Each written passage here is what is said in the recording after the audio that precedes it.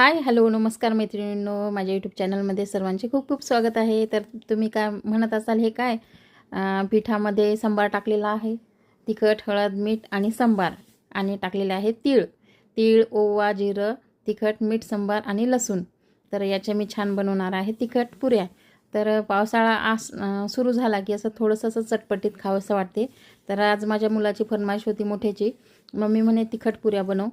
तर बघा, मी इथे पिठामध्ये टाकलेलं आहे, गव्हाचं पीठ घेतलेलं आहे, त्यामध्ये टाकलेलं आहे मी तिखट, मीठ, हळद, लसण, जिरं ठेचून घेतलेलं आहे, आणि ओवा आणि तीळ टाकलेले आहेत, आणि भरपूर सारी कोथिंबीर घेतलेली आहे मी याच्यामध्ये.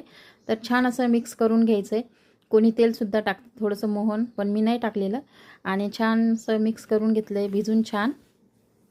आता भिजून घेतले पाण्याने, आणि पाण्यानं भिजून घेतल्यानंतर छान गोळा बनवून घ्यायचा आहे आणि मस्त पुऱ्या लाटून घ्यायच्या. तर बघा, आता इथे मी पुऱ्या लाटत आहे, आणि इथे छान गोळासुद्धा बनवून घेतला आहे बघा.